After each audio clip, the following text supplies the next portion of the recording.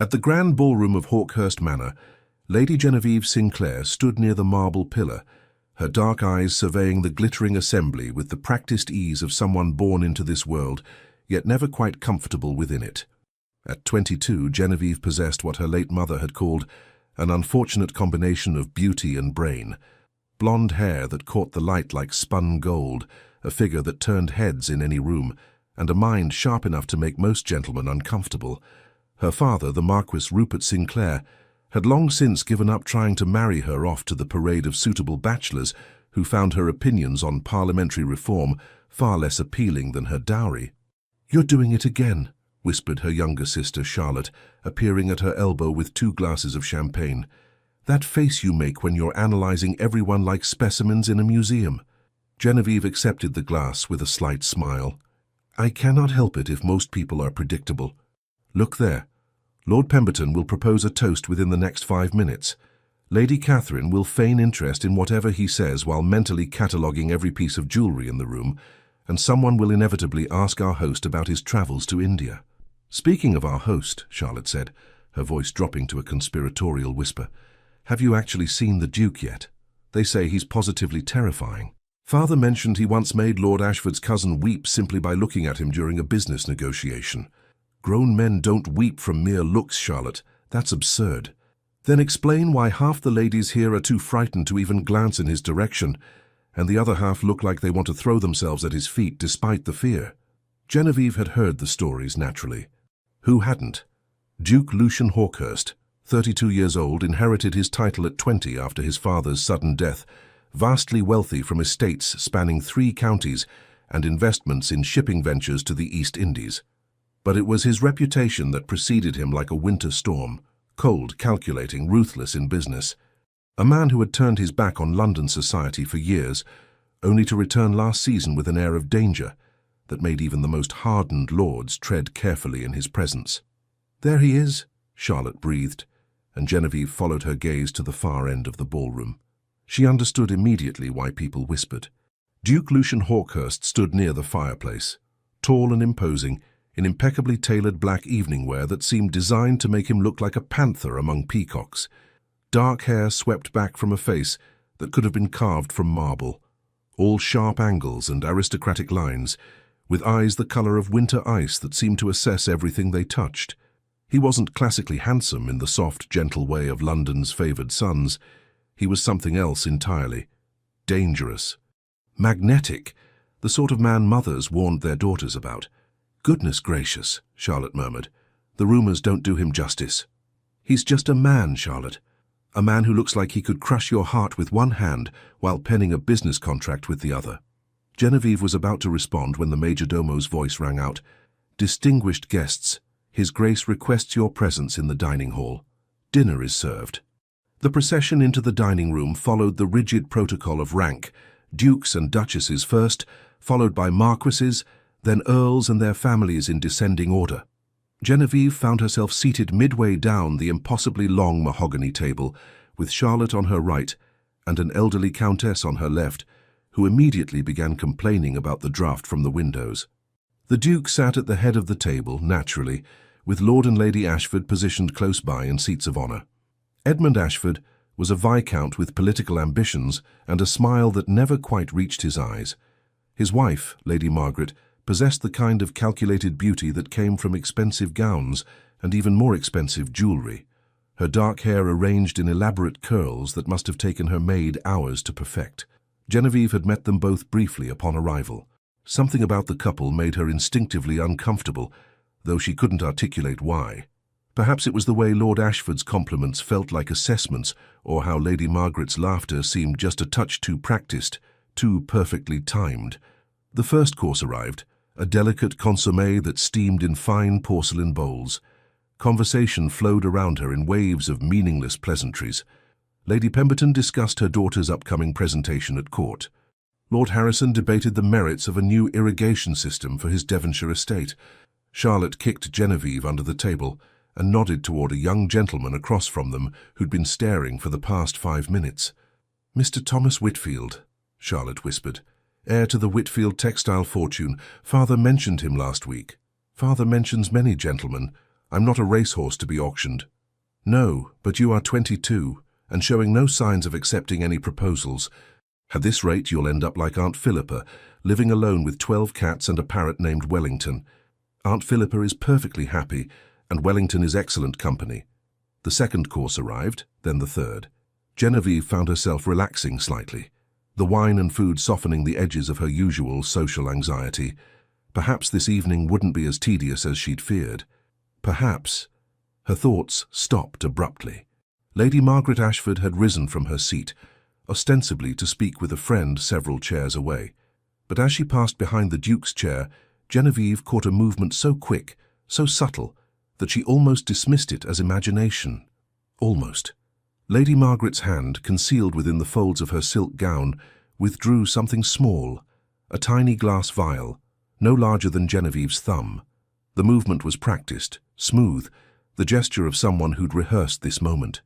As Lord Edmund engaged the Duke in animated conversation about shipping routes, gesturing expansively enough to draw attention, his wife's fingers moved with surgical precision. The vial tipped. A clear liquid, barely visible, just a few drops, splashed into the Duke's wineglass. Genevieve's heart slammed against her ribs. Time seemed to slow, each second stretching like honey.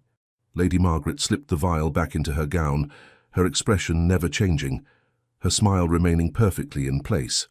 Lord Edmund laughed at something the Duke said, his hand clapping Lucien's shoulder in a gesture of false camaraderie.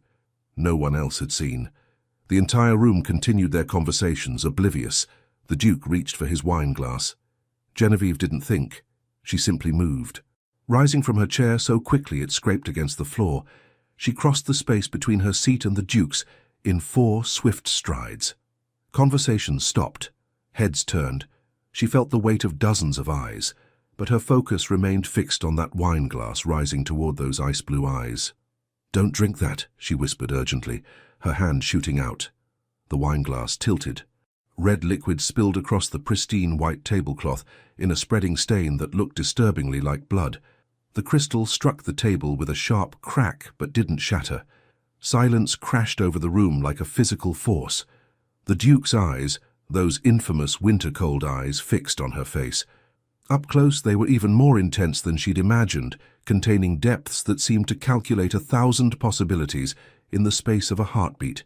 "Lady Genevieve," he said, his voice a low rumble that seemed to vibrate through her bones. "That was my wine. It was poisoned." The words left her mouth before she could consider the consequences. Gasps rippled through the assembled nobility. Someone's fork clattered against china. "Poisoned." Lady Margaret's voice rose in shocked indignation. "What a preposterous accusation! Your Grace, I'm terribly sorry, but it seems Lady Sinclair has had too much wine herself. The poor dear must be confused." Lord Edmund stood, his face reddening. "This is outrageous. My wife and I are guests in this house, and we're being slandered by this hysterical girl." "I am neither hysterical nor confused," Genevieve said, her voice steady despite the trembling in her hands. "I saw Lady Ashford add something to the Duke's wine from a small vial, just moments ago, as she passed behind his chair." "You saw no such thing." Lady Margaret's hand flew to her chest in theatrical shock. "I was merely greeting Lady Worthington. I never went near His Grace's glass." "You're mistaken, child," Lord Edmund said, his tone dripping with condescension. "These dinner parties can be overwhelming, especially for young ladies of sensitive constitution. Perhaps you should retire to the drawing-room and rest." Genevieve felt heat rise to her cheeks, not from embarrassment, but anger. "I am not mistaken. I know what I saw. This is absolutely scandalous," Lady Pemberton announced to no one in particular. "To make such accusations without proof, someone should send for the Marquis Sinclair," another voice suggested. "His daughter clearly needs to be removed before she causes further embarrassment." The words struck like physical blows.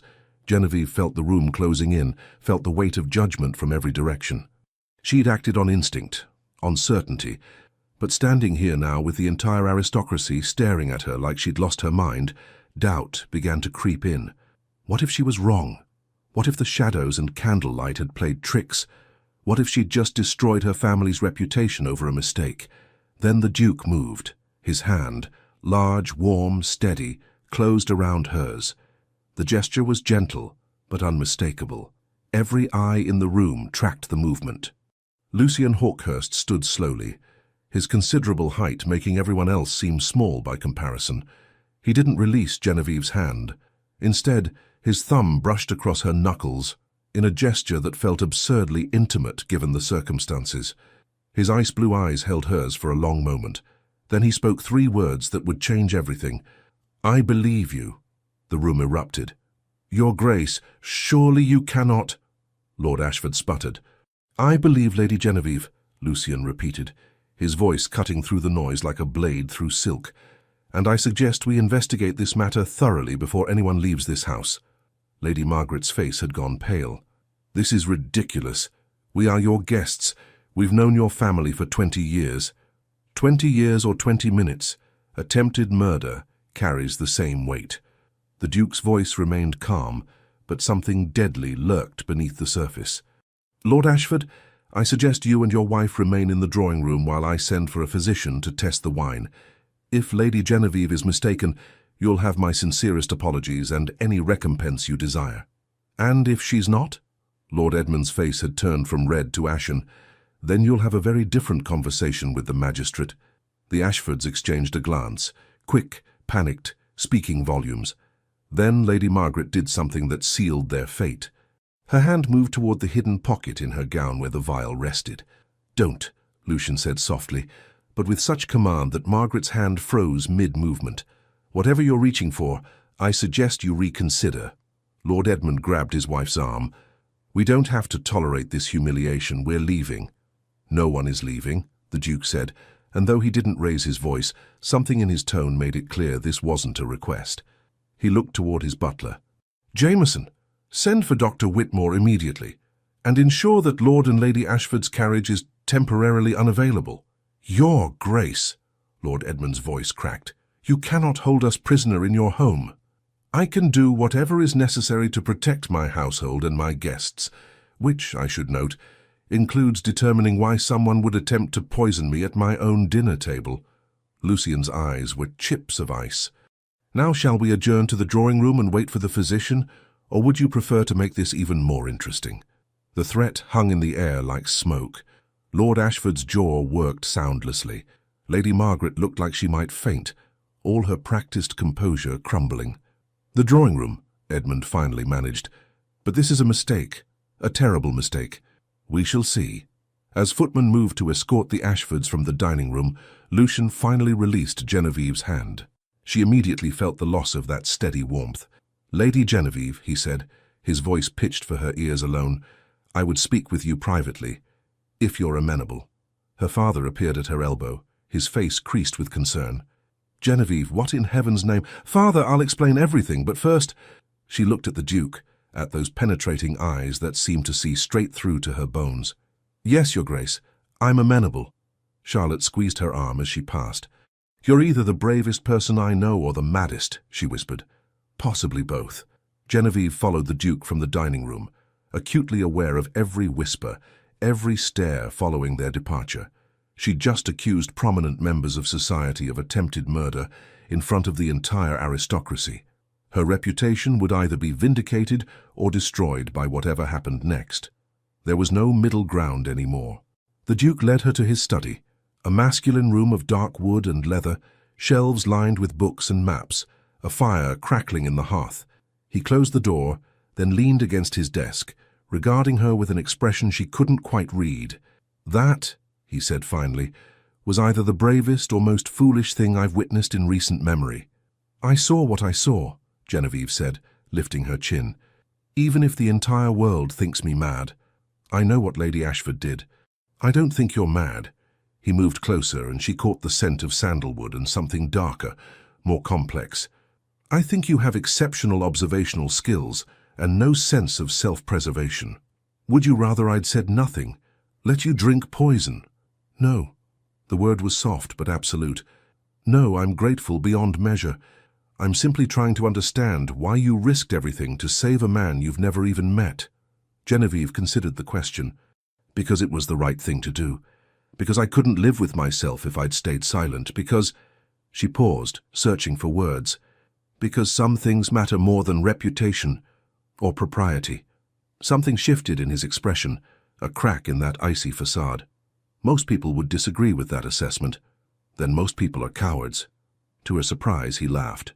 It was a rusty sound, as if he didn't do it often, but genuine. "You're unlike anyone I've ever met, Lady Genevieve." Is that a compliment or criticism? I'm not entirely sure yet. A knock interrupted them. Jameson, the butler, entered with a silver tray bearing a fresh glass of wine, and Dr. Whitmore, a thin man with spectacles and the permanent expression of someone who'd seen too many of society's secrets. "Your Grace," the physician said, bowing, "I came as quickly as I could." Jameson mentioned there was some concern about contaminated wine. Lucian gestured to the stained tablecloth that a footman had brought in. "The spilled wine, Doctor. I need to know if it contains anything unnatural." Dr. Whitmore set to work with various vials and instruments that Genevieve didn't recognize. The minutes stretched. Lucian stood perfectly still, his attention divided between the doctor and Genevieve in a way that made her pulse quicken. Finally, Dr. Whitmore looked up, his face grave. "Your Grace, there is definitely a foreign substance in this wine. Based on the color change in my reagent test, I'd say it's most likely arsenic. Not enough to kill immediately, but enough to make you violently ill. Continued doses over time would be fatal." The room seemed to tilt. Genevieve grabbed the edge of the desk to steady herself. "Arsenic," Lucian repeated, his voice deadly calm. How thoughtful of Lord and Lady Ashford. "Subtle enough to seem like natural illness. Shall I inform the magistrate?" Jameson asked. "Not yet. First, I want to understand why." The Duke's eyes found Genevieve's. "You saved my life tonight, Lady Genevieve. That is not a debt I take lightly." "I don't want your debt, I just want justice. You may find those two things are more connected than you realize." He moved to the window, staring out at the dark gardens. "The Ashfords will deny everything, naturally. They'll claim the contamination happened after the wine was spilled, or that someone else had access to my glass. Without the vial Margaret used, it's her word against yours." "Then we search her," Genevieve said. "The vial must still be in her gown. She'll have disposed of it by now, thrown it in the fire, dropped it in a plant pot, given it to her maid to hide. She's not stupid, just desperate." He turned back to face her. "This will get worse before it gets better, you realize. The Ashfords have friends, influence, connections throughout London society. They'll paint you as hysterical, delusional, a troublemaker seeking attention. I know. Your reputation will suffer, severely. Marriage prospects will evaporate. Invitations will cease. Your father will face pressure from his peers to manage you." Genevieve felt each word like a stone dropping into a well, the splash echoing in the darkness. "I know," she repeated, quieter this time. "Yet you don't regret speaking up." It wasn't a question, but she answered anyway. "No, I'd do it again." Lucian studied her for a long moment, something unreadable moving behind those ice-blue eyes. Then he smiled, a real smile this time, not the polite mask he'd worn earlier. It transformed his entire face, made him look younger, almost human. "Then I suppose we're allies now, Lady Genevieve, because I don't abandon people who save my life, regardless of what society demands. And if the Ashfords want war, I'm more than happy to oblige. What will you do?" "What I do best." His smile turned sharp. "I'll investigate. I'll gather evidence. I'll dismantle their lives piece by piece until they're begging to confess. And you?" He moved closer, close enough that she had to tilt her head back to meet his eyes. "You are going to be my ally in this, my partner, which means you'll be spending a great deal of time in my company." "Is that a threat or a promise?"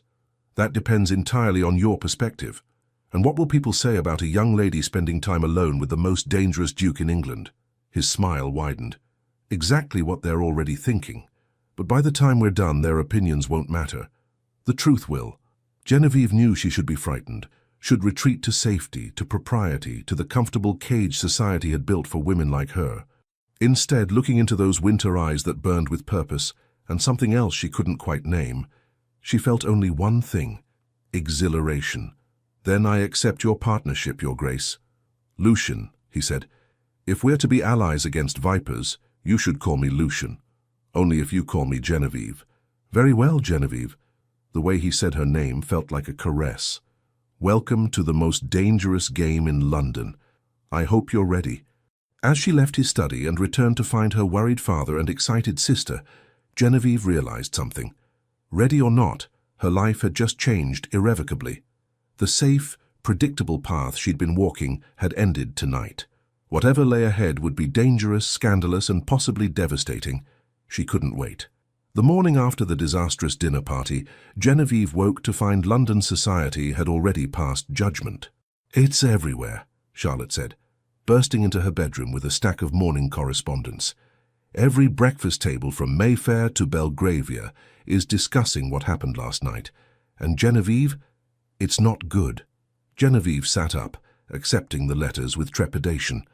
The first was from Lady Pemberton, politely but firmly uninviting her to next week's garden party. The second was from Mrs. Caroline Thornbury, cancelling their scheduled visit to discuss charitable work.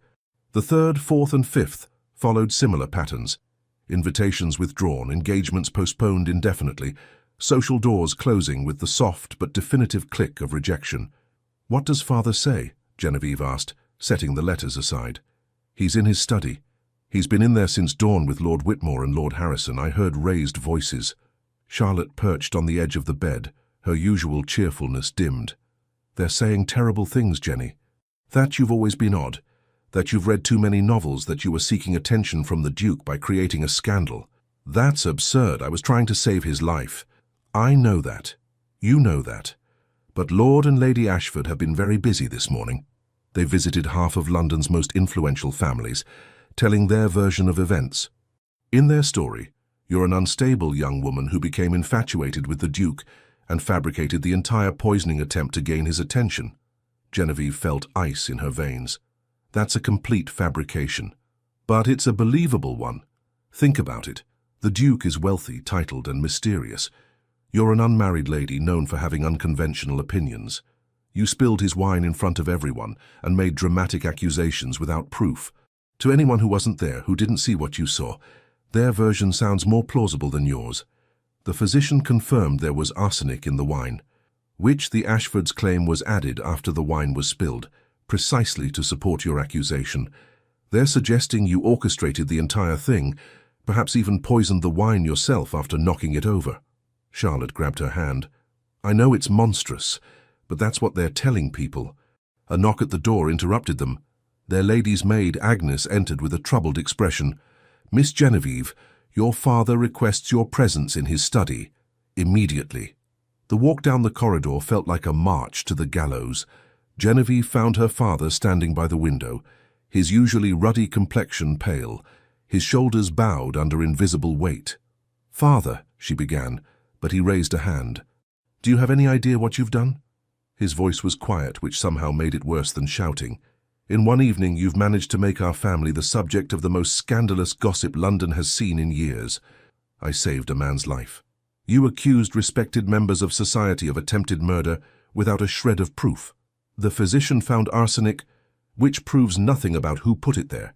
He turned to face her, and she saw genuine fear in his eyes. "Genevieve, I've spent the morning fielding visits from some of the most powerful men in England. They're all saying the same thing: control your daughter, or face the consequences." "What consequences?" "Social ruin. Business partnerships dissolved, political alliances severed. Do you understand? This isn't just about you anymore.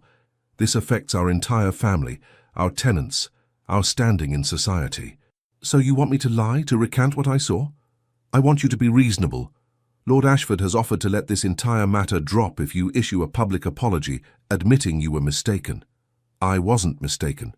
"Genevieve, father, I know what I saw.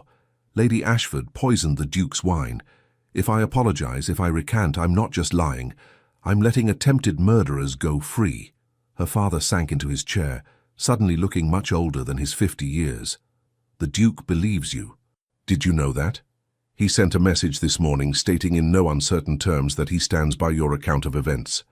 "Then why?" "Because belief and proof are different things.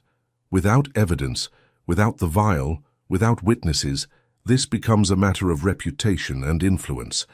And in that arena, my dear, we're outmatched. The Ashfords have the support of half the peerage. They've positioned themselves as the wounded parties, victims of a young woman's delusions." Genevieve felt tears prick her eyes but refused to let them fall. "What would you have me do?" "I don't know," he admitted, his voice breaking slightly. "I'm trying to protect you, but I don't know how. If you maintain your accusations, society will destroy you. If you recant, you'll have to live with the lie. Either way, your prospects for a good marriage are—" He trailed off, unable to finish. "Ruined?" "Severely compromised." A different knock sounded. Jameson, their butler, entered with a silver tray bearing a single card. "My lord, the Duke of Hawkhurst is here to see Lady Genevieve." Her father and Genevieve exchanged glances. "Show him to the drawing room," the Marquis said. "And Genevieve, be careful. The Duke's support is valuable, but it comes with its own dangers. He's not a man known for following society's rules." "Perhaps that's exactly what I need right now." She found Lucian standing by the drawing-room fireplace, looking entirely too large and masculine for the delicate furniture and pastel walls. He'd dressed more casually than last night, still impeccably tailored, but in day clothes of deep charcoal that somehow made his eyes even more striking. "Lady Genevieve," he said, bowing, "I hope I'm not intruding." "Not at all, Your Grace, though I suspect my father would prefer you'd sent a letter rather than calling in person." "I'm sure he would. But letters can be intercepted, and I prefer to deliver certain messages face to face." He studied her. "You've heard the rumors, I take it, that I'm a madwoman seeking your attention through false accusations." "Yes, I've been informed." "And your response?" "That anyone who believes such nonsense isn't worth my time or consideration." He smiled, that same transformation she'd seen last night. "Excellent answer. Though I should warn you, that describes approximately 3/4 of London society.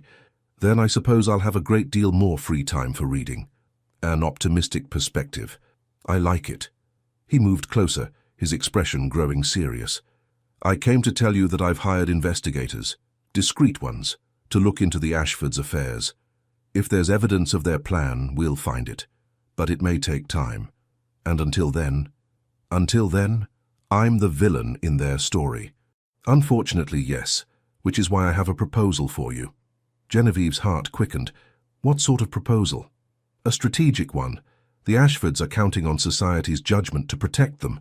They believe that if enough people view you as unstable or attention-seeking, any evidence we find will be dismissed as fabricated, so we need to change the narrative." "How?" "By making it clear that you have my complete and unwavering support. Not just my belief in your account, but my public endorsement of your character and judgment." "Your Grace, Lucian, that will only make the rumors worse. They'll say I've compromised you somehow, or that you're motivated by—" She felt heat rise to her cheeks. "By what, attraction?" He said it so casually as if discussing the weather. "Let them say it. The truth is, I find you fascinating, Genevieve. You're brave, intelligent, and apparently willing to face social ruin rather than let injustice stand. Those are rare qualities. You barely know me. I know enough. I know you didn't hesitate to save my life. I know you haven't wavered in your account despite enormous pressure. I know you told your father you'd rather live with society's censure than a lie." He paused. "How do I know that?" "Because my valet's cousin is your father's footman, and servants talk. Welcome to how I gather information." Despite everything, Genevieve laughed. "That's remarkably underhanded. I prefer resourceful, but we're getting off topic. My proposal is this. Allow me to publicly court you." She stared at him. "I beg your pardon?" "Not a real courtship, necessarily, though I won't rule that out entirely." His eyes held a glint of humor. "But a visible, unmistakable demonstration that I value your company and judgment. I'll dance with you at every ball. I'll call on you regularly. I'll make it clear to all of London that any insult to you is an insult to me. That's madness. Your reputation will suffer. My reputation is already that of a dangerous, unpredictable recluse. This will simply add surprisingly good taste in women to the list." He moved closer still, close enough that she could see flecks of silver in those blue eyes. "The Ashfords want to isolate you, make you powerless. This does the opposite. It makes attacking you considerably more dangerous for them. Why would you do this? Risk your own standing for someone you barely know? Because you saved my life. Because I despise bullies and cowards, which the Ashfords most certainly are. And because—" He hesitated. something vulnerable flickering across his face. Because I've spent years keeping everyone at arm's length, trusting no one, expecting betrayal from every corner. Then you appeared and threw yourself into danger to save a stranger. That kind of courage deserves protection, not punishment. Genevieve's mind raced. What he was proposing was outrageous, potentially ruinous for both of them. But he was right about one thing. Isolated, she was vulnerable. With the Duke's support, she had power. "If we do this," she said slowly, "there need to be rules. I won't be treated like some helpless damsel in need of rescue. I want to be involved in the investigation. I want to help expose the Ashfords." "Agreed. And this arrangement, this fake courtship or whatever it is, it ends when we've cleared my name and brought them to justice. No expectations beyond that." "Of course," though something in his eyes suggested he wasn't entirely opposed to other possibilities. "And if at any point I ask you to stop, to end this arrangement, you'll do so immediately. No arguments. You have my word." She extended her hand. "Then we have an agreement, Your Grace."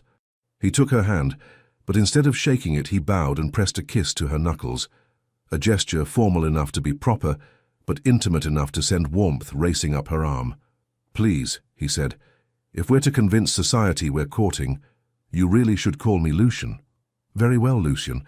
And you should know that I'm quite terrible at pretending to be demure and obedient." "Excellent. I find demure and obedient exceedingly boring." Over the next fortnight, Lucian proved true to his word, with a thoroughness that left London society reeling. He appeared at the Sinclair residence every afternoon at precisely 3 o'clock, taking Genevieve for rides through Hyde Park in his elegant barouche. While other couples whispered sweet nothings, they discussed political philosophy and debated the merits of various investment strategies. Genevieve discovered that Lucian possessed a wickedly dry sense of humour, particularly when observing London's social peacocking. "Notice Lord Pemberton's new waistcoat," he murmured one afternoon as they passed the older gentleman. "The embroidery is so elaborate I believe I can see the entire history of the Crusades depicted across his stomach." Genevieve bit back a laugh. "That's unkind, but accurate. And look there. Lady Catherine is wearing the same gown she wore to Lady Morrison's ball last month. I predict she'll claim it's been completely redesigned. How do you even notice such things?" "I notice everything. It's both a gift and a curse. For instance, I've noticed that you fidget with your reticule when you're annoyed, that you have a small scar on your left hand from what I'm guessing was a childhood accident involving your sister and a garden gate, and that you despise tea but drink it anyway to be polite." She stared at him. "The scar was from Charlotte daring me to climb the gate. I fell. How did you know about the tea? You grimace slightly every time you take a sip, as if you're drinking medicine. Why continue if you dislike it? Because refusing tea at social gatherings marks one as odd. And you've spent so much effort already being perfectly conventional." His tone was teasing but not unkind. Their public appearances had the desired effect. Within days, the narrative began to shift. If the Duke of Hawkhurst, a man famous for avoiding society and trusting no one, had chosen to court Lady Genevieve Sinclair, perhaps there was more to her story than the Ashfords claimed. Of course, not everyone was convinced. "She's bewitched him somehow," Lady Pemberton declared at a musical that Genevieve attended with Lucian. The comment was loud enough to be clearly heard. Lucian, who'd been standing beside Genevieve examining the program, looked up with those ice-blue eyes. "Lady Pemberton, I wasn't aware you believed in witchcraft. How fascinatingly medieval of you." The older woman flushed. "I simply meant that Lady Genevieve possesses qualities that might make a man value her company. Intelligence, courage, integrity. Yes, those traits could indeed be considered enchanting to someone tired of vapid conversation and artificial flattery." "Your Grace, I didn't intend—" "Of course not. Just as I'm sure you didn't intend for your comments about Lady Genevieve's character to be interpreted as insults to my judgment in choosing her company. Because that would suggest you consider me so easily fooled, which would be quite insulting indeed." Lady Pemberton looked like she might faint. "I would never suggest such a thing." "Excellent. Then we understand each other." He smiled, but it didn't reach his eyes. "Enjoy the performance." As they moved away, Genevieve whispered, "You didn't have to do that." "Yes, I did. The moment people think they can insult you without consequence is the moment we've lost. Besides," he added with a slight smile, I enjoyed it. Lady Pemberton has been tedious for years. Someone needed to say something. But not all confrontations ended so smoothly. At Lord Harrison's ball the following week, they encountered the Ashfords themselves. The couple had been avoiding events where Lucian and Genevieve might appear, but apparently decided it was time to reclaim their social ground. Lord Edmund approached them in the refreshment room, his expression one of wounded dignity. "Your Grace, might I have a word?" "You may have several, Lord Ashford, though I cannot promise you'll enjoy my responses." Edmund's jaw tightened. "This vendetta against my wife and myself must end. You're a reasonable man. Surely you can see that Lady Genevieve was mistaken that night. The wine was tested after it had been spilled and handled by numerous servants. Any contamination could have occurred then. Interesting theory. Except Dr. Whitmore confirmed the poison was dissolved in the wine, not added to the stain afterward. The chemical composition was quite clear on that point. Then someone else must have poisoned it before dinner was served. A disgruntled servant, perhaps. My wife and I would never—" "Lord Ashford," Lucian interrupted, his voice dropping to a dangerous quietness, "I'm going to give you some advice. Stop talking. Stop spreading rumors. Stop pretending to be the injured party. Because the more you protest, the more attention you draw to your actions that night. And I promise you, I will find evidence of what you did. It's only a matter of time." "You cannot prove something that didn't happen." "Can't I? I've already discovered some fascinating information about your financial situation. Gambling debts, Lord Ashford? Quite substantial ones. And your shipping investments, the ones you convinced my father to recommend to me years ago. They've all mysteriously failed, haven't they? Yet somehow you've managed to purchase a new estate in Surrey." Edmund's face went pale. "Those are private matters." "Nothing is private when attempted murder is involved. I have investigators looking into every transaction, every business dealing, every conversation you've had in the past 5 years. If there's evidence of your plan to poison me gradually, to make it look like natural illness, to forge documents giving you control of my estates, I will find it." "That's preposterous. I never—" But Edmund's face had gone from pale to ashen, and his hands trembled slightly. "Shall we test that assertion? I think the magistrate would be very interested in examining your wife's recent purchases from certain apothecaries. Arsenic is surprisingly well documented when bought in quantity." Lord Ashford opened his mouth, closed it, then turned and walked away without another word. Genevieve realized she'd been holding her breath. "Did you mean all that? About the evidence?" "Every word. My investigators have been very thorough." He guided her toward the ballroom. "The Ashfords have been living beyond their means for years, funded by investments they convinced my father to make before his death. When those investments failed, suspiciously I might add, they needed another source of income. My estates, my fortune would have provided that. A gradual poisoning, a forged codicil to my will naming Edmund as executor. It's actually quite clever, if morally reprehensible. Can you prove it?" "Not yet, but I will." He paused as they reached the dance floor. "In the meantime, I believe this is our waltz." As he swept her into the dance, Genevieve marveled at how natural this had become. His hand at her waist, her hand in his, moving together as if they'd done this 1,000 times.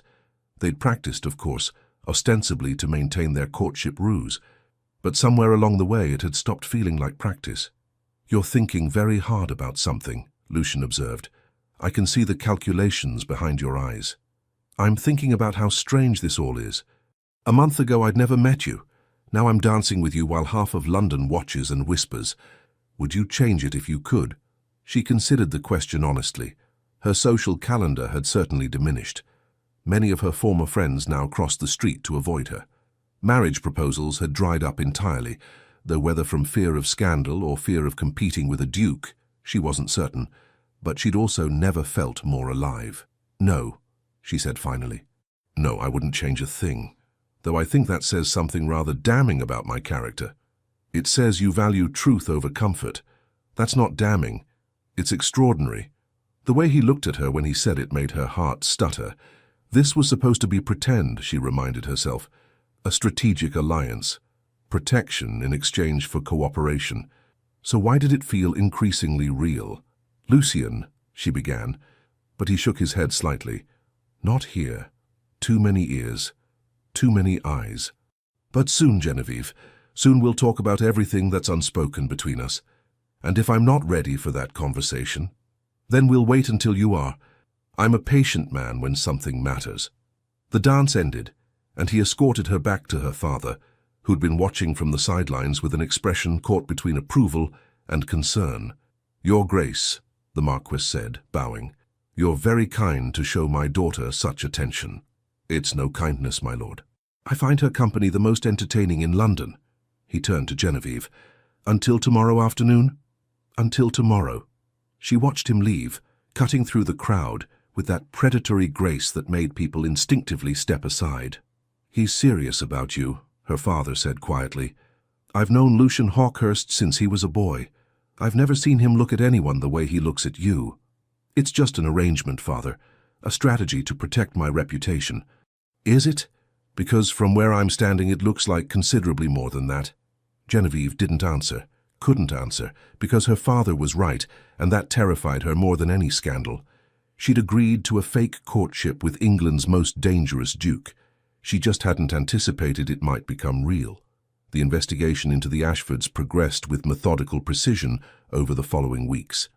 Lucian's investigators, former Bow Street runners with connections throughout London's underworld, uncovered a trail of financial desperation and careful planning. "Look at this," Lucian said one afternoon in his study, spreading documents across his desk for Genevieve's inspection. They'd fallen into a routine of these afternoon meetings, ostensibly to discuss their strategy, but increasingly becoming something else entirely. Conversations that ranged from philosophy to literature to dreams neither had shared with anyone else. Genevieve leaned over the papers, her shoulder brushing his. Neither moved away. "What am I looking at?" "Receipts from an apothecary shop in Cheapside. 3 purchases of arsenic trioxide over the past 6 months, all signed by a Mrs. Ashworth. Has noticed the similarity to Ashford? That's not enough for a magistrate. She could claim it was for pest control, which is a legitimate use." "True, but combined with these..." He produced another set of documents. "Gambling debts totaling nearly £15,000, owed to some rather unsavoury characters. Lord Edmund has been betting heavily at several clubs, losing consistently. The debts are recent, within the past year. So they need money desperately. More than that. Look at the dates.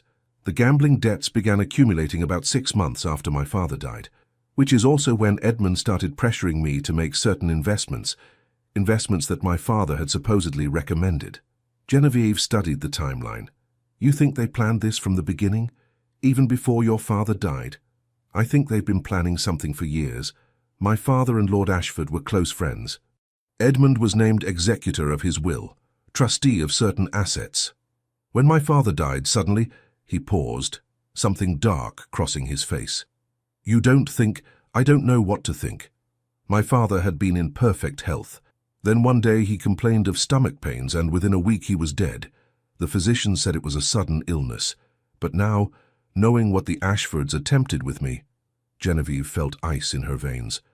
"Lucian, if they poisoned your father too, this isn't just attempted murder. This is something I cannot prove, not yet. His body was buried 2 years ago. Any evidence is long gone." His hands clenched into fists on the desk. "But if I can prove they tried to poison me, if I can demonstrate their financial motive and their access to arsenic, perhaps the magistrate will consider reopening the investigation into my father's death." She covered his hand with hers, a gesture of comfort that felt natural now. "We'll find the proof, we have to." He turned his hand over, lacing his fingers through hers. "We make a good team, you and I." "We do." The words came out softer than she intended. "Genevieve, I think we should discuss..." A sharp knock interrupted.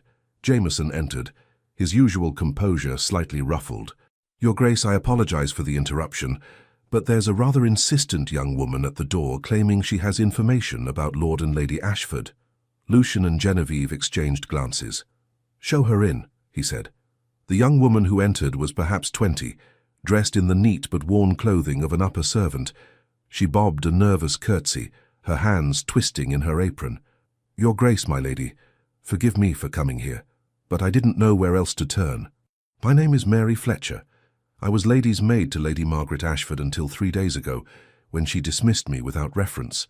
"Why were you dismissed?" Genevieve asked gently. Because I found something I wasn't meant to see. Mary reached into her pocket and withdrew a small vial, identical to the one Genevieve had seen Margaret use that night. This was hidden in her jewelry box. When I asked her about it, thinking it was perfume, she became very angry, said I was spying on her, threw me out of the house that very day. Lucian moved forward, carefully taking the vial.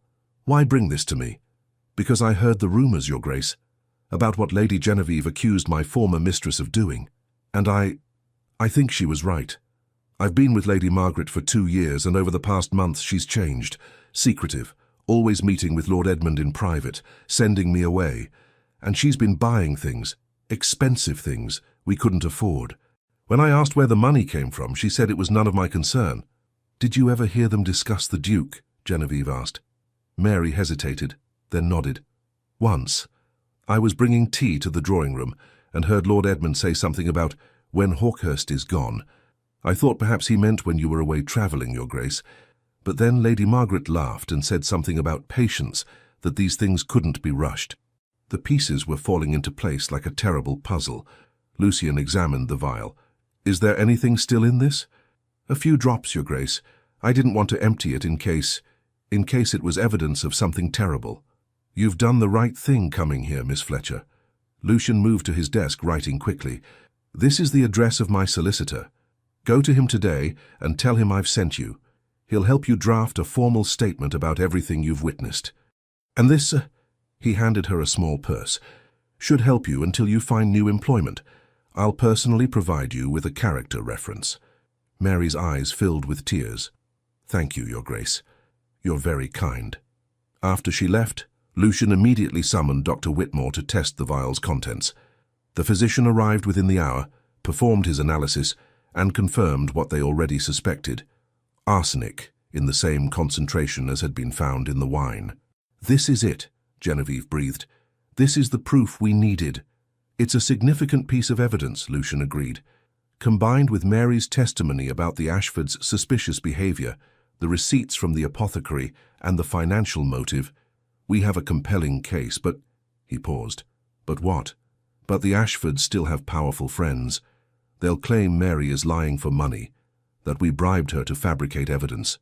They'll argue the vial could belong to anyone, that keeping arsenic for legitimate purposes doesn't prove murder. Then what do we do? A slow smile spread across Lucian's face, the dangerous kind that made him look like the predator everyone feared. We give them an opportunity to incriminate themselves further. We set a trap. That evening, Lucian sent carefully worded invitations to a small, intimate dinner party at Hawkhurst Manor. The guest list was strategic. Lord and Lady Ashford, several influential members of Parliament who'd been friends with Lucian's father, a prominent magistrate, and of course Genevieve and her family. They'll never accept, Genevieve said when she saw the invitation. Not after what happened last time.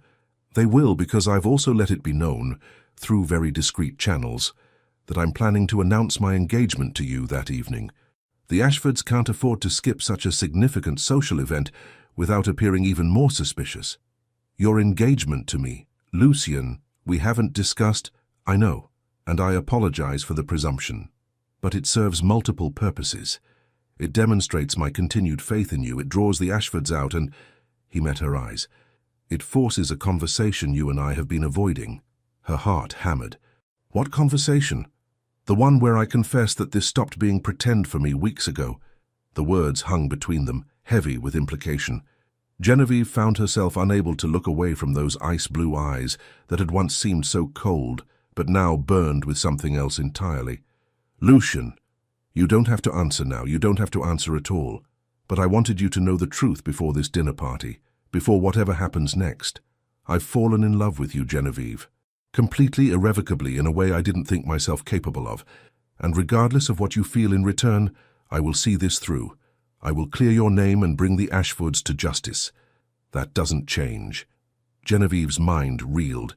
She should be shocked, should protest that they barely knew each other, should maintain the pretense of their arrangement. But standing there in his study, surrounded by evidence of conspiracy and murder, having spent weeks in his company discovering depths she'd never imagined, she couldn't deny the truth. She'd fallen for him too. I need time, she said finally. To think, to be certain. This has all happened so quickly. Take all the time you need, I'm not going anywhere. The night of the dinner party arrived too quickly. Genevieve dressed with unusual care, choosing a gown of deep sapphire that Charlotte insisted brought out her eyes. Her maid arranged her blonde hair in an elegant style, leaving a few curls to frame her face. "You look beautiful," her father said when she came downstairs. "Are you certain about this evening? If Lucien's plan goes wrong, it won't, it can't. This is our chance to end this." The Marquis studied her face. "You care for him, truly care for him." "Yes," she admitted. "I do." "Then I hope he's worthy of you, though from what I've seen I believe he is." Hawkhurst Manor blazed with light as their carriage approached. Footmen in impeccable livery stood at attention. Inside, the house had been transformed. Flowers everywhere, musicians tuning their instruments. The dining room set for an intimate gathering. Lucien greeted them personally, impossibly handsome in formal black evening wear. When he bowed over Genevieve's hand, his thumb brushed her wrist in a gesture so subtle, so intimate, that it sent shivers through her. "You look exquisite," he murmured, too quietly for anyone else to hear. "You're not so terrible yourself." His smile was quick, genuine. High praise indeed. The other guests began arriving. Lord and Lady Ashford came fashionably late, Margaret resplendent in emerald silk that must have cost a fortune they supposedly didn't have. Her smile was fixed, brittle. Edmund's face showed strain around the eyes. They knew something was wrong, they had to. Dinner proceeded with excruciating politeness. Conversation remained light.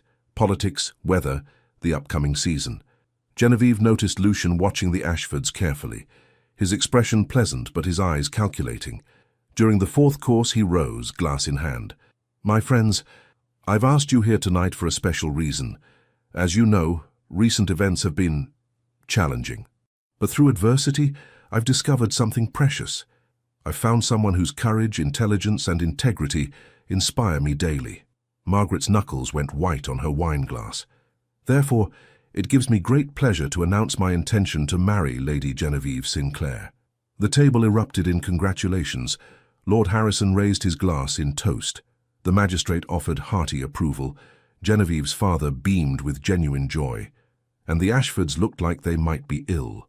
"This is wonderful news, Your Grace," Lord Edmund managed, his smile not reaching his eyes. "Though rather sudden, isn't it?" "When one knows, Lucien replied smoothly. "Why wait?" "Indeed. And I suppose all that unpleasantness with the accusations has been resolved?" "Resolved? No." "Investigated thoroughly?" "Absolutely." The temperature in the room dropped several degrees. Margaret set down her glass with a sharp click. "Surely you're not still pursuing that absurd matter?" "Lady Genevieve has admitted she was mistaken." "I've admitted no such thing," Genevieve interjected. "I stand by everything I said." "Then you're delusional," Margaret snapped, her composure finally cracking. "You've bewitched the Duke somehow, convinced him of lies." "Careful, Lady Ashford." Lucien's voice was soft but deadly. "You're speaking about my future wife. Your future wife is a liar and a troublemaker who nearly destroyed our reputation." Interesting choice of words. Nearly. "As if our investigation hasn't already accomplished that goal." Edmund stood abruptly. "We don't have to tolerate these insults. Margaret, we're leaving." "Please do," Lucien said. "But before you go, I thought you might be interested in seeing something." He produced the vial Mary had brought. "Recognize this." Margaret's face went chalk white. "Found in your jewelry box by your former maid. Still containing traces of arsenic trioxide, the same compound found in my wine that evening. Rather damning, wouldn't you say?" "That's not mine. She planted it. You paid her to plant it." "Did I also pay the apothecary in Cheapside to forge receipts showing someone using a name remarkably similar to yours purchased arsenic on 3 separate occasions?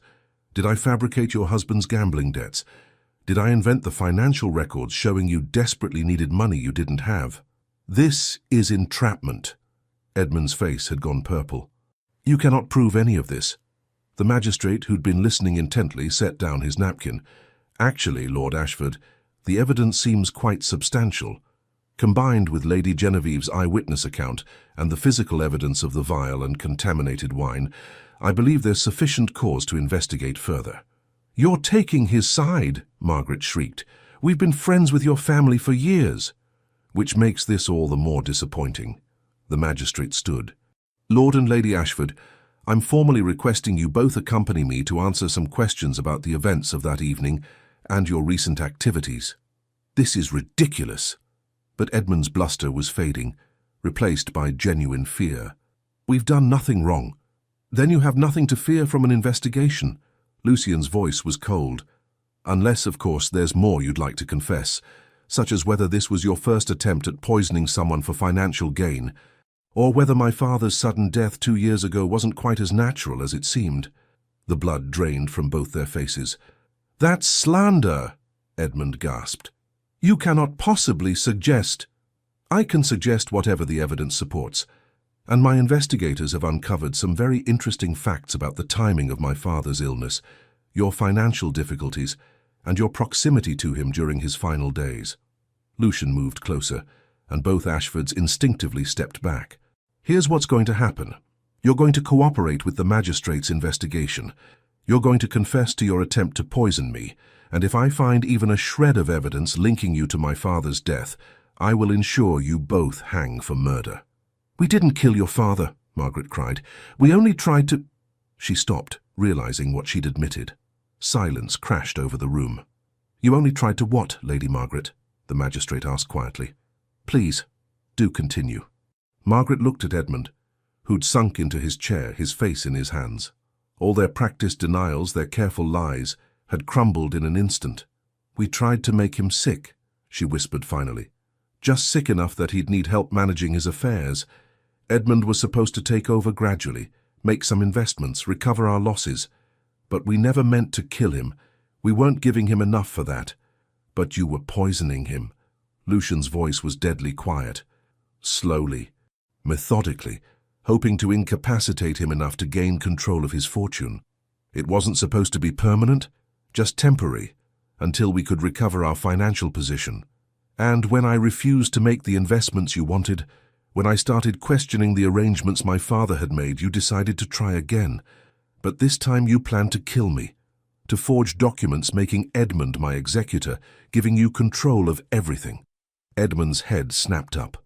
"How did you—" "I found the forged documents in your study. You really should have better locks or more loyal servants. Your butler was quite helpful once I explained the situation. The Ashfords were finished and they knew it. As the magistrate called for the constables he'd had waiting outside, both Edmund and Margaret seemed to shrink, their elegant veneer cracking to reveal the desperate, greedy people beneath. "I'm sorry," Margaret said as the constables led them away. "We were drowning in debt. We had no choice." "There's always a choice," Genevieve said quietly. "You chose wrong." After they were gone, the remaining guests sat in stunned silence until Lord Harrison finally raised his glass. "To justice, and to Lady Genevieve, whose bravery made this possible." "To Lady Genevieve," the others echoed. Genevieve felt tears prick her eyes, relief, vindication, and something else she couldn't quite name. When she looked at Lucian, he was watching her with an expression of such pride and tenderness that her breath caught. The guests departed soon after, leaving Genevieve and Lucian alone in the drawing room. The fire crackled in the hearth. Outside, rain had begun to fall, pattering against the windows. "It's over," she said wonderingly. "It's actually over. Your name is cleared.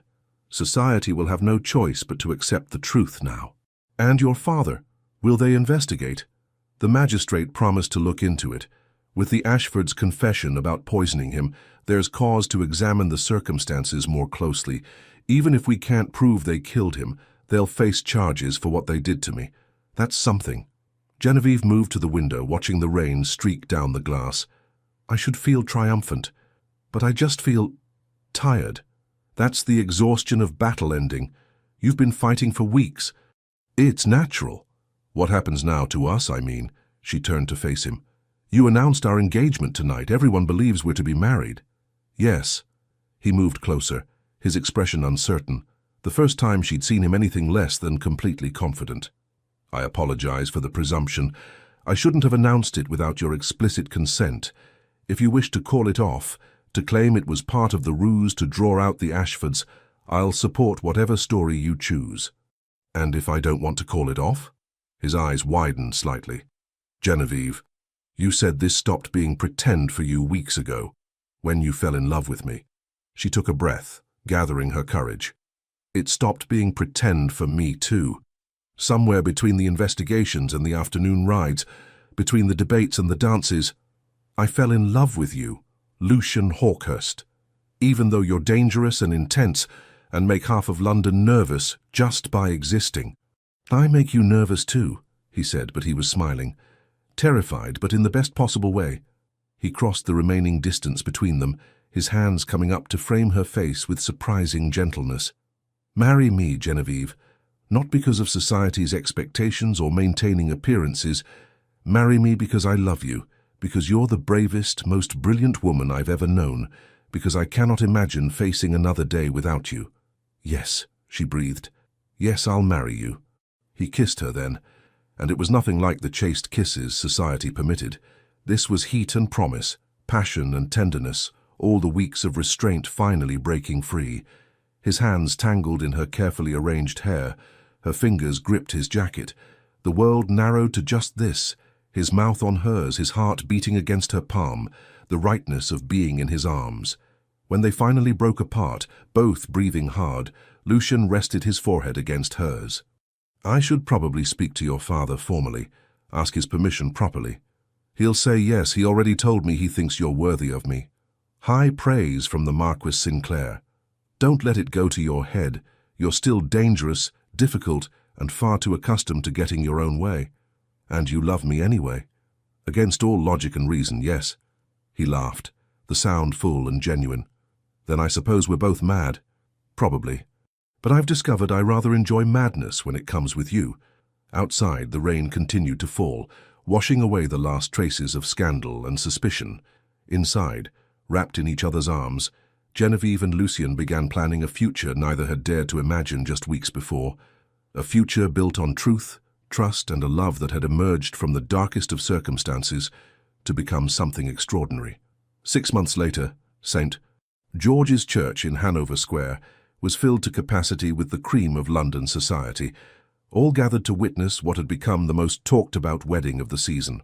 The scandal of the Ashfords' trial, which had resulted in transportation to Australia for both Edmund and Margaret, had been replaced by fascination with the love story that had emerged from that terrible night. Genevieve stood in the vestibule, her hand on her father's arm, looking down the long aisle toward where Lucian waited. Her wedding gown was a masterpiece of ivory silk and delicate lace, but it was the expression on the Duke's face that made her breath catch, wonder and love and fierce possessiveness all at once. "Ready, my dear?" her father asked softly. More than ready. The ceremony was beautiful and surprisingly emotional. When Lucian spoke his vows, his voice, usually so controlled, trembled slightly on the words, "to love and to cherish." When Genevieve promised to honor and keep him, she saw his eyes glisten with what might have been tears. Charlotte, serving as maid of honor, had to dab at her own eyes with a handkerchief. The wedding breakfast at Hawkhurst Manor was an elaborate affair, but Genevieve barely tasted the food. She was too aware of Lucian beside her, his hand finding hers under the table, his thumb stroking her wrist in that gesture that had become their private communication. "Happy?" he murmured during a lull in conversation. "Deliriously." "Good, because I have a surprise for you." After the guests departed, and they were finally alone in the master suite that would now be theirs together, Lucian presented her with a leather-bound journal. "What is this?" she asked, opening it to find pages filled with her handwriting, essays, thoughts, observations she'd written over the past months. "I may have conspired with your sister to collect your writings. I thought you might consider publishing them. They're brilliant, Genevieve, your insights on social reform, education, women's rights. People should read them." She stared at him. "You want me to publish? Under my own name?" "Why not? You're a duchess now. You have the social standing to weather any criticism, and the world deserves to hear your voice." Tears spilled down her cheeks. "Has anyone ever told you that you're quite possibly the most remarkable man in England? I believe you mentioned it once or twice, usually right before calling me insufferable. You are insufferable and remarkable, and mine." "Yours," he agreed, pulling her close. "Always yours." Their first year of marriage was everything Genevieve had never dared to hope for. Lucian proved to be an attentive, passionate husband who delighted in her company and encouraged her intellectual pursuits. True to his word, he helped her publish her essays, which garnered both controversy and acclaim. "Listen to this," she said one morning at breakfast, reading from the Times. "The new Duchess of Hawkhurst challenges conventional thinking with unusual directness." Unusual directness, as if having opinions makes me peculiar. "You are peculiar," Lucian observed from behind his own newspaper. "That's why I married you. You married me because I saved your life. I married you because I couldn't imagine living without you. The life-saving was just a fortunate introduction." She threw a piece of toast at him. He caught it without looking up from his paper. "Show off," she muttered. "You love it." She did. Their arguments were spectacular, intellectual debates that ranged from politics to philosophy to the proper way to organize a library. Their reconciliations were even better, passionate encounters that left them both breathless and laughing. "We're terrible at fighting," Genevieve said one evening after a particularly heated debate about parliamentary reform had ended with them in bed. "We're excellent at fighting. We're just better at making up. Semantics. You love semantics. I love you, you impossible man. I know, it's my greatest achievement." The ton, which had initially been scandalized by their courtship, gradually came to accept and even admire the unconventional couple. The Duke and Duchess of Hawkhurst became known for their intellectual salons, their progressive views, and their obvious devotion to each other. "They're still disgustingly in love," Charlotte reported, after visiting from her own recent marriage to Mr. Whitfield. "It's like watching a romance novel, except somehow more so." Genevieve's father, now enjoying his role as grandfather to Charlotte's children, smiled. "Some people are simply meant for each other. I recognized it the day Lucian first defended her at that terrible dinner party." 18 months into their marriage, Genevieve discovered she was expecting. Lucian's reaction was everything she could have hoped: joy, terror, and fierce protectiveness all at once. "You're certain you're well?" he asked for the 100th time. "Dr. Whitmore said everything is progressing normally." "Yes, Lucian. For the 100th time, I'm perfectly healthy. You should rest more. Perhaps stop attending so many social events. I'm pregnant, not made of glass, and I have a lecture series to complete on women's education reform." "Genevieve, don't Genevieve me in that tone. I'm growing a human, not becoming an invalid." He pulled her close, his hand splaying protectively over her still flat stomach. "I know, I can't lose you. You're everything." Her irritation melted. "You won't lose me. I'm far too stubborn to go anywhere. Promise me you'll be careful." "I promise. And you promise not to hover like an anxious mother hen." "I make no such promise." Their son was born on a crisp October morning, arriving with lusty cries that echoed through Hawkhurst Manor. Genevieve had endured a long labor with Lucian holding her hand the entire time, looking more terrified than she'd ever seen him, face down business rivals or social scandals. "You did it," he whispered, tears streaming down his face as he held their son for the first time. "You're extraordinary."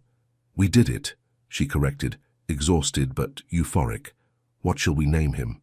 They'd debated names for months without reaching consensus. But looking at their son, dark hair like his father but with Genevieve's storm-grey eyes, Lucian said, "Rupert, after your father. He'd be honored, and it's only fitting." The Marquis raised an exceptional woman. "Rupert Lucian Hawkhurst," Genevieve tested. "It suits him. He's perfect, you're perfect. How did I become so fortunate?" "By being poisoned at a dinner party?" He laughed, the sound rich and warm. "Best thing that ever happened to me." Young Rupert proved to be a delightful combination of both parents. His father's intelligence and intensity, his mother's courage and stubborn streak. By his second birthday, he was already demonstrating a talent for getting into mischief that left his parents alternately exasperated and amused. "He put a frog in Lady Pemberton's teacup," Genevieve reported one afternoon, trying to keep a straight face.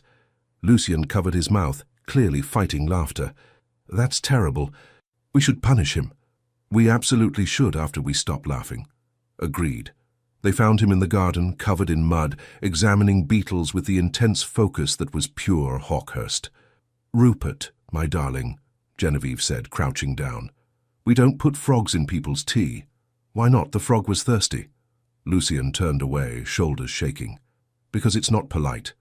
Would you like it if someone put a frog in your milk? Rupert considered this gravely. No, but the frog might. That's actually a fair point, Lucien managed. You're not helping, Genevieve muttered.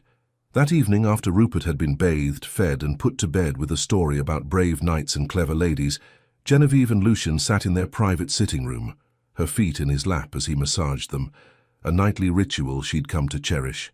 Do you ever think about that night? She asked. The dinner party where everything changed. Every day, though my perspective on it has shifted. It's no longer the night someone tried to kill me, it's the night I met you. Rather dramatic circumstances for a first meeting. Fitting, though, nothing about us has ever been conventional. She smiled, thinking about their journey, from accusation and scandal to partnership and love. I suppose not, but I wouldn't change any of it. Not even the parts where half of London thought you mad. Especially not those parts. They led me to you. He pulled her closer, kissing her softly. I love you, Genevieve Hawkhurst, more than I thought possible to love anyone. And I love you, my dangerous, impossible, perfect Duke. Perfect? You've definitely hit your head. Perfect for me. That's all that matters. Years passed in a comfortable rhythm of love, laughter and occasional chaos, courtesy of young Rupert, and eventually his younger sister, Clarissa, who arrived 3 years after her brother with the same determination to conquer the world. The Duke and Duchess of Hawkhurst became fixtures of London society, known as much for their progressive salons and intellectual contributions as for their devoted marriage. Genevieve published several more volumes of essays, while Lucien used his influence to champion educational reforms and workers' rights. We're becoming respectable, Genevieve observed one evening at a particularly dull society event. Heaven forbid, Lucien replied. Should I start a scandal to remedy the situation? Please don't. I've had enough scandal to last a lifetime. Fair point. On their 10th wedding anniversary, Lucien arranged for them to return to Hawkhurst Manor for a private dinner in the same dining room where their story had begun. The table was set for 2, candles casting the same dancing shadows she remembered from that fateful night. Feeling nostalgic? She asked as he pulled out her chair. Grateful. I wanted to return to where it all started and remember how fortunate I am. We both are. He poured wine, a different vintage, she noticed, with a smile, and raised his glass. To the woman who saved my life in more ways than one. To 10 years of marriage, 2 remarkable children, and a love I never expected to find. To second chances, she added, touching her glass to his, and to adventures yet to come. They drank, and then Lucien set down his glass with a slight smile. I have something for you. He produced a leather box, opening it to reveal a necklace, a stunning piece featuring a deep blue sapphire surrounded by diamonds. It's beautiful, Genevieve breathed. It belonged to my mother. My father gave it to her on their 10th anniversary. I had it cleaned and reset, but the stones are original. I thought you should have it. Tears filled her eyes. Lucien, I'm honored. Your mother would be proud of the man you've become. She would have loved you. You're everything she was, brave, brilliant, unwilling to accept injustice. He fastened the necklace around her throat, his fingers lingering on her skin in a way that still made her shiver after all these years. Do you remember what you said to me, she asked, that first night when I accused the Ashfords? I believe you. 3 words that changed everything. They did, because in that moment, when the entire world thought me mad, you chose to trust me. That's when I knew you were different. I knew you were different when you threw yourself across a room to save a stranger. Most people wouldn't have done that. Most people have better sense than I do. Most people are boring. You're extraordinary. She stood, moving into his arms. We're rather extraordinary together, I think. We are. He kissed her, deep and thorough, with all the passion of their early days, but now enriched by years of partnership and love. Happy anniversary, my darling wife. Happy anniversary, my impossible husband. Later that night, lying in bed with moonlight streaming through the windows, Genevieve thought about the girl she'd been, the one who'd felt out of place in society, who'd worried she'd never find someone who understood her, who'd feared a life of comfortable misery. That girl had been brave enough to spill wine and face scandal, brave enough to trust a dangerous duke, brave enough to love without reservation. And in return, She'd found everything she'd never known she wanted: partnership, passion, purpose, and a family built on mutual respect and genuine affection. "What are you thinking?" Lucian asked sleepily, pulling her closer. "That I'm happy. Truly, completely happy." "Good. That's all I ever wanted for you." "For us," she corrected. "We're a team, remember? The best team in England. Possibly the world. Definitely the world." She smiled in the darkness. Outside, she could hear the night sounds of the estate: owls calling, wind in the trees, the distant sound of the fountain in the garden where Rupert liked to play. This was her life now. This beautiful, chaotic, perfect life. And it had all started with 3 simple words: "I believe you." Sometimes, Genevieve reflected, the greatest love stories begin not with love at first sight, but with trust, with someone choosing to believe you when the world demands doubt, with someone standing beside you when standing alone would be easier. Lucian had given her that, and in return she'd given him something he'd never had before, someone who saw past the dangerous duke to the remarkable man beneath. They'd saved each other, really, not just from poison or scandal, but from loneliness, from doubt, from lives half-lived in fear of judgment. "I love you," she whispered. "I love you too," he murmured back. "Always." And in the safety of each other's arms, in the home they'd built together, surrounded by the family they'd created, the Duke and Duchess of Hawkhurst slept peacefully. Their story, which had begun with danger and suspicion, had become something neither could have imagined. A romance for the ages, built on trust, courage, and a love strong enough to overcome any obstacle. In the years to come, when their children were grown and asked about how their parents had met, Genevieve and Lucian would exchange knowing glances and smile. "It's quite a story," Lucian would say. "The best stories always are," Genevieve would add. And then they'd tell it, the tale of a poisoned glass of wine, 3 life-changing words, and a love that had conquered scandal, society, and every expectation to become something truly extraordinary. Their legacy would extend far beyond their titles or wealth. It would live in the reforms they championed, the books Genevieve wrote, the example they set of what marriage could be when built on equality and respect. But most of all, it would live in the truth they proved together, that sometimes the greatest loves emerge from the darkest moments, and that courage, whether facing down murderers or facing your own heart, is always rewarded. The Duke and Duchess of Hawkhurst lived long, productive lives filled with love, laughter, and the occasional scandal. Rupert saw to that. They grew old together, their hair silver, but their love as fierce as it had been that first night, when a brave young woman had risked everything to save a stranger's life. And when, many years later, they were finally laid to rest together in the family chapel at Hawkhurst Manor, the inscription on their shared monument read simply, "Here lie Lucian and Genevieve Hawkhurst. He believed her. She saved him. Together, they changed the world." It was, everyone agreed, the perfect epitaph for the perfect love story. The end. Thank you so much for staying with us until the end of this unforgettable love story between Lady Genevieve and Duke Lucian. If this tale touched your heart, please subscribe, like, comment, and share. Your support, truly from the bottom of our hearts, means everything to us and helps us stay motivated to keep writing and sharing more stories of love, redemption, and powerful twists that take your breath away. At the end of this video, a new story suggestion will appear. Click and let yourself be swept away by another emotional, romantic journey. See you in the next one. Thank you for being here. The Legends of Love Team.